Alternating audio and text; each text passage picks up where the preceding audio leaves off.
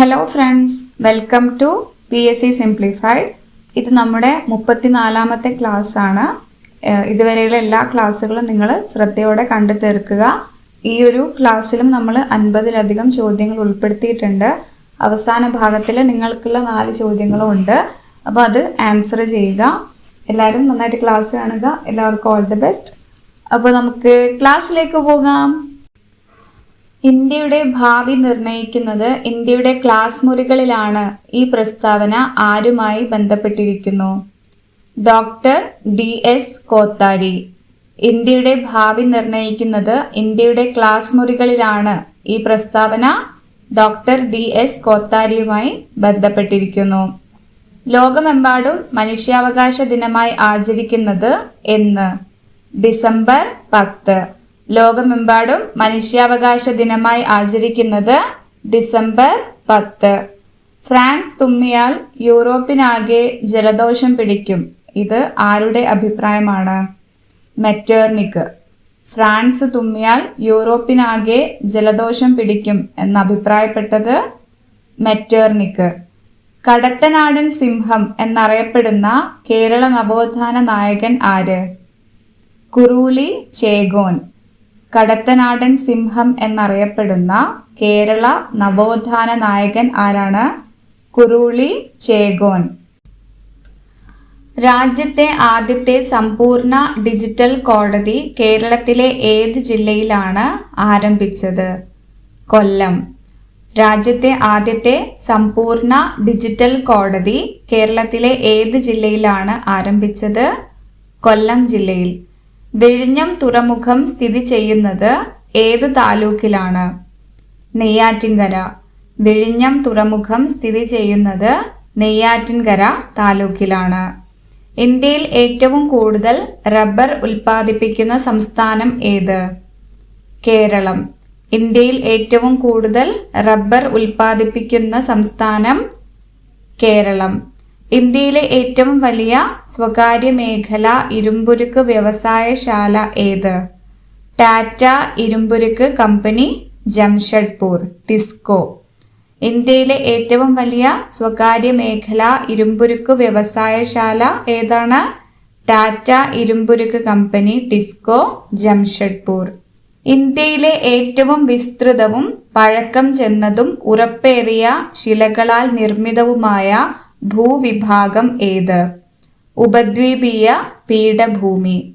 ഇന്ത്യയിലെ ഏറ്റവും വിസ്തൃതവും പഴക്കം ചെന്നതും ഉറപ്പേറിയ ശിലകളാൽ നിർമ്മിതവുമായ ഭൂവിഭാഗം ഏതാണ്? ഉപദ്വീപീയ പീഠഭൂമി. ബനാറസ് സംസ്കൃത കോളേജിന്റെ സ്ഥാപകൻ ആരാണ്? Jonathan Duncan. ബനാറസ് സംസ്കൃത കോളേജിന്റെ സ്ഥാപകൻ ആരാണ്? Jonathan Duncan. കേരളത്തിൽ നിന്നുള്ള ആകെ രാജ്യസഭാ സീറ്റുകളുടെ എണ്ണം എത്ര? 9. കേരളത്തിൽ നിന്നുള്ള ആകെ രാജ്യസഭാ സീറ്റുകളുടെ എണ്ണം എത്രയാണ്? 9. കേരളത്തിലെ ഏറ്റവും വലിയ ജലസേചന പദ്ധതി ഏതാണ്? കല്ലട.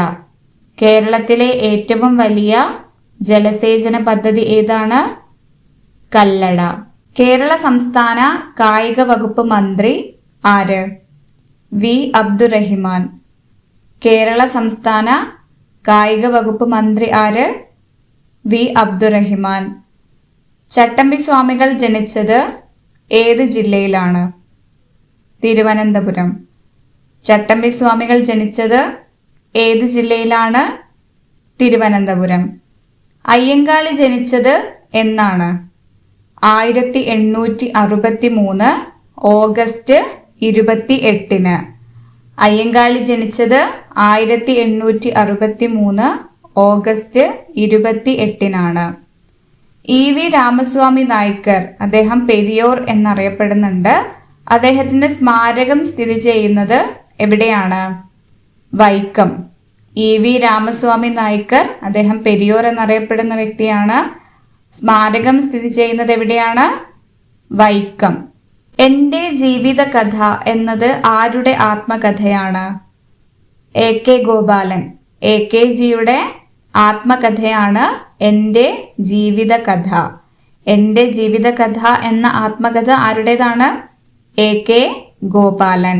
ഗാന്ധിയും അരാജകത്വവും, ഗാന്ധി ആൻഡ് അനാർക്കി എന്ന ഗ്രന്ഥം രചിച്ചത് ആരാണ്? ചേറ്റൂർ ശങ്കരൻ നായർ അല്ലെങ്കിൽ C ശങ്കരൻ നായർ. ഗാന്ധിയും അരാജകത്വവും എന്ന ഗ്രന്ഥം രചിച്ചത് ചേറ്റൂർ ശങ്കരൻ നായർ. കേരളത്തിലെ ആദ്യ വനിതാ സമ്മേളനം നടന്ന സ്ഥലം ഏതാണ്? വടകര. കേരളത്തിലെ ആദ്യ വനിതാ സമ്മേളനം നടന്ന സ്ഥലം ഏതാണ്? വടകര. ദർസാർ സാഹിബ് എന്നറിയപ്പെടുന്ന കേരളത്തിലെ സാമൂഹ്യ പരിഷ്കർത്താവ് ആര്? അയ്യത്താൻ ഗോപാലൻ. ദർസാർ സാഹിബ് എന്നറിയപ്പെടുന്ന കേരളത്തിലെ സാമൂഹ്യ പരിഷ്കർത്താവ് ആരാണ്? അയ്യത്താൻ ഗോപാലൻ. സാധാരണ നിലയിൽ മനുഷ്യന്റെ കേൾവി പരിധി, ഓഡിബിൾ റേഞ്ച് എത്രയാണ്? 20 ഹെർട്സ് മുതൽ 20,000 ഹെർട്സ് വരെ. സാധാരണ നിലയിൽ മനുഷ്യന്റെ കേൾവി പരിധി എത്രയാണ്? 20 ഹെർട്സ് മുതൽ 20,000 ഹെർട്സ് വരെ, അല്ലെങ്കിൽ 20 കിലോ ഹെർട്സ് വരെ എന്നും തരും. അപ്പോൾ നിങ്ങൾ ശ്രദ്ധിക്കണം. ഇന്ത്യൻ ഭരണഘടനയുടെ 8ാം പട്ടിക പ്രകാരം നിലവിലുള്ള ഔദ്യോഗിക ഭാഷകളുടെ എണ്ണം എത്രയാണ്? 22. ഇന്ത്യൻ ഭരണഘടനയുടെ 8ാം പട്ടിക പ്രകാരം നിലവിലുള്ള ഔദ്യോഗിക ഭാഷകളുടെ എണ്ണം എത്രയാണ്?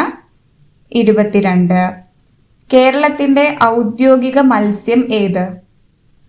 കരിമീൻ. കേരളത്തിന്റെ ഔദ്യോഗിക മത്സ്യം ഏതാണ്? കരിമീൻ. നിലവിലെ കേരള സംസ്ഥാന വൈദ്യുതി വകുപ്പ് മന്ത്രി ആര്? K കൃഷ്ണൻകുട്ടി. നിലവിലെ കേരള സംസ്ഥാന വൈദ്യുതി വകുപ്പ് മന്ത്രി ആരാണ്? K കൃഷ്ണൻകുട്ടി. അന്താരാഷ്ട്ര മില്ലറ്റ് ചെറുധാന്യ വർഷമായി ആചരിച്ചത് എന്നാണ്? 2023.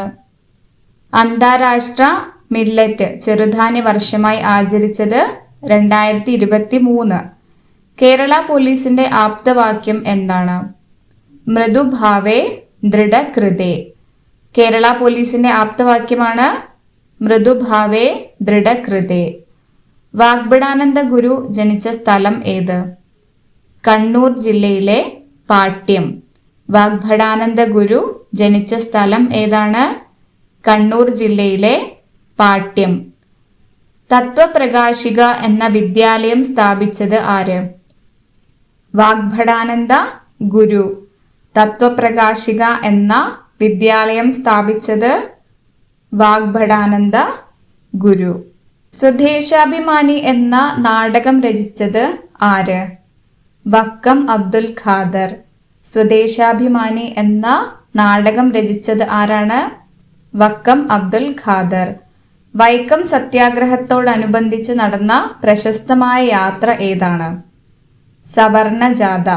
വൈക്കം സത്യാഗ്രഹത്തോടനുബന്ധിച്ച് നടന്ന പ്രശസ്തമായ യാത്രയാണ് സവർണ ജാഥ. വൈക്കം സത്യാഗ്രഹത്തിൽ പങ്കെടുത്ത തമിഴ്നാട്ടിലെ പ്രമുഖ നേതാവ് ആര്? EV രാമസ്വാമി നായ്ക്കർ. വൈക്കം സത്യാഗ്രഹത്തിൽ പങ്കെടുത്ത തമിഴ്നാട്ടിലെ പ്രമുഖ നേതാവ് EV രാമസ്വാമി നായ്ക്കർ. വൈക്കം സത്യാഗ്രഹം അവസാനിക്കുമ്പോൾ തിരുവിതാംകൂറിലെ ഭരണാധികാരി ആരായിരുന്നു? സേതു ലക്ഷ്മിബായി. വൈക്കം സത്യാഗ്രഹം അവസാനിക്കുമ്പോൾ തിരുവിതാംകൂറിലെ ഭരണാധികാരി ആരായിരുന്നു? സേതു ലക്ഷ്മിബായി. പ്രിസെപ്റ്റസ് ഓഫ് ജീസസ് എന്ന ഗ്രന്ഥം രചിച്ചത് ആര്? രാജാറാം മോഹൻ റോയ്. പ്രിസെപ്റ്റസ് ഓഫ് ജീസസ് എന്ന ഗ്രന്ഥം രചിച്ചത് ആരാണ്? രാജാറാം മോഹൻ റോയ്. തുഹ്ഫത്തുൽ മുവാഹിദ്ദീൻ എന്ന കൃതിയുടെ കർത്താവ് ആര്? രാജാറാം മോഹൻ റോയ്. രാജാറാം മോഹൻ റോയ് രചിച്ചിട്ടുള്ള മറ്റൊരു കൃതിയാണ് തുഹ്ഫത്തുൽ മുവാഹിദ്ദീൻ. മുജാഹിദ്ദീൻ അല്ല, അത് ഷെയ്ഖ് സൈനുദ്ദീൻ ആണ്. ഇത് തുഹ്ഫത്തുൽ മുവാഹിദ്ദീൻ ആണ്. Guide to peace and happiness ആരുടെ രചനയാണ്? Rajaram Mohan Roy. Guide to peace and happiness Rajaram Mohan Roy രചിച്ച കൃതിയാണ്. ഇതൊരു സ്റ്റേറ്റ്മെന്റ് ക്വസ്റ്റ്യൻ ആയിരുന്നു. അപ്പോൾ അതിനകത്ത് ഈ ഒരു 3 വേറൊരു ബുക്കും തന്നിരുന്നു. അപ്പോൾ അതിനകത്ത് നിന്ന് കണ്ടുപിടിക്കാൻ വേണ്ടിയിട്ടായിരുന്നു. കേരള ചലച്ചിത്ര അക്കാദമിയുടെ ആസ്ഥാനം എവിടെയാണ്? തിരുവനന്തപുരം. കേരള ചലച്ചിത്ര അക്കാദമിയുടെ ആസ്ഥാനം തിരുവനന്തപുരം. കേരള ഫോക്ലോർ അക്കാദമി സ്ഥിതി ചെയ്യുന്നത് എവിടെയാണ്? കണ്ണൂർ. കേരള ഫോക്ലോർ അക്കാദമി സ്ഥിതി ചെയ്യുന്നത് എവിടെയാണ്? കണ്ണൂർ. കേരള ലളിതകല അക്കാദമിയുടെ ആസ്ഥാനം എവിടെയാണ്? തൃശൂർ. കേരള ലളിതകല അക്കാദമിയുടെ ആസ്ഥാനം എവിടെയാണ്? തൃശൂർ. ഗാന്ധിജി ആസൂത്രണം ചെയ്ത വിദ്യാഭ്യാസ പദ്ധതിയുടെ പേരെന്ത്? നെയിം താലിം. ഗാന്ധിജി ആസൂത്രണം ചെയ്ത വിദ്യാഭ്യാസ പദ്ധതിയാണ് നയിം താലിം. ഭഗവത്ഗീതയ്ക്ക് ഗാന്ധിജി എഴുതിയ വ്യാഖ്യാനത്തിന്റെ പേരെന്താണ്? അനാസക്തി യോഗം. ഭഗവത്ഗീതയ്ക്ക് ഗാന്ധിജി എഴുതിയ വ്യാഖ്യാനത്തിന്റെ പേരെന്താണ്? അനാസക്തി യോഗം. മഹാത്മാഗാന്ധി ആദ്യമായി കേരളം സന്ദർശിച്ചത് ഏത് വർഷമാണ്? 1920. മഹാത്മാഗാന്ധി ആദ്യമായി കേരളം സന്ദർശിച്ചത് 1920.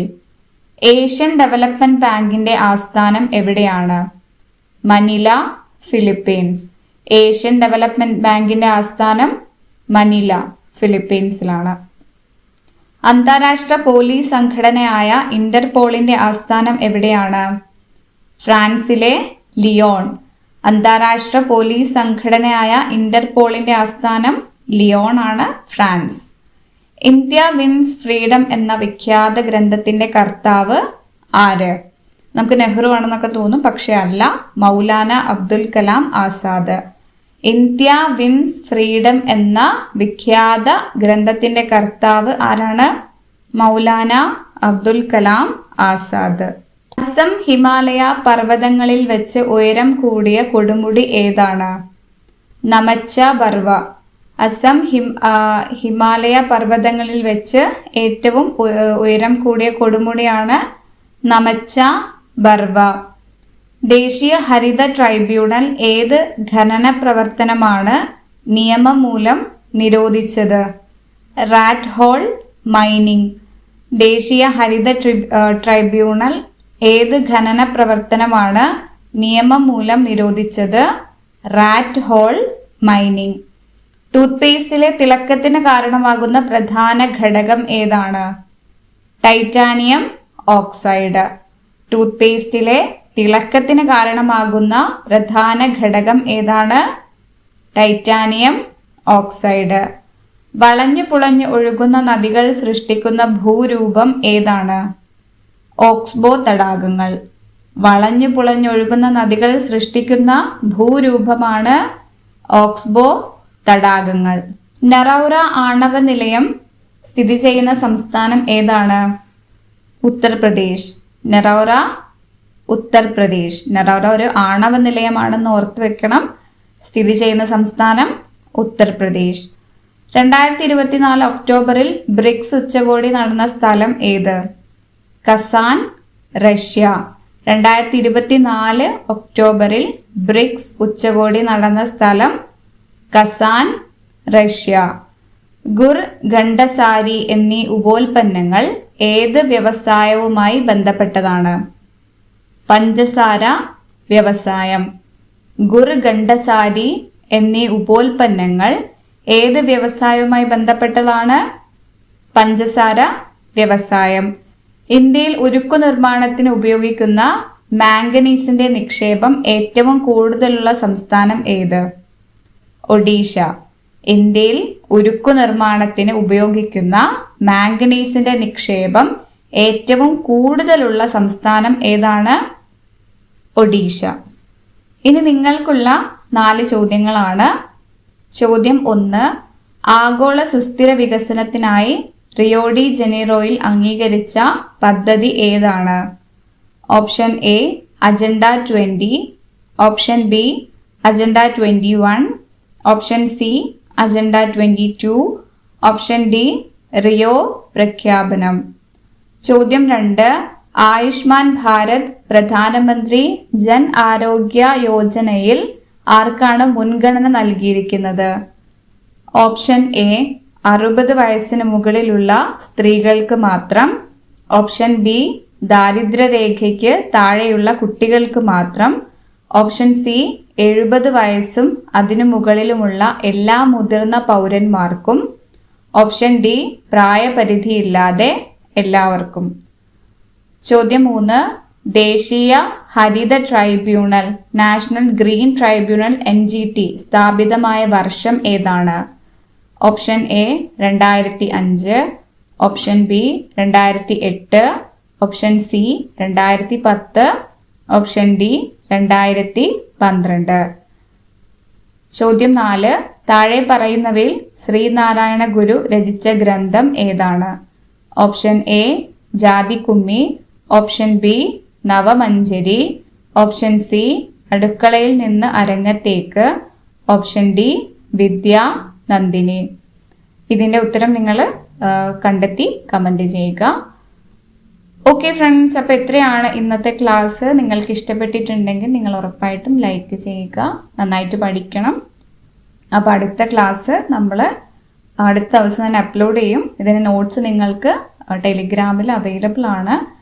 അപ്പം ഇനി മുതൽ അതിനകത്തൊരു ക്വസ്റ്റ്യൻ പോള് ചെയ്യാമെന്ന് വിചാരിക്കുന്നുണ്ട്. ഒരു ക്വിസ് ടൈപ്പ് നമ്മൾ എല്ലാ വീഡിയോസ് കഴിഞ്ഞാലും അതിനകത്ത് ഇതിൽ തന്നെയുള്ള ചോദ്യങ്ങൾ ഒരു എക്സാം പോലെ നടത്താമെന്ന് പ്ലാൻ ചെയ്യുന്നുണ്ട്. അപ്പോൾ നിങ്ങൾ അഭിപ്രായം അറിയിക്കുക. അപ്പോൾ ഉപകാരപ്പെടുന്ന ആളുകളിലേക്ക് നിങ്ങൾ ഷെയർ ചെയ്ത് കൊടുക്കണം. ചാനൽ സബ്സ്ക്രൈബ് ചെയ്തിട്ടില്ല എങ്കിൽ നിങ്ങൾ സബ്സ്ക്രൈബ് ചെയ്യാം. അപ്പോൾ എല്ലാവർക്കും ഓൾ ദി ബെസ്റ്റ്. അപ്പോൾ നമുക്ക് നാളെ കാണാം. Bye friends.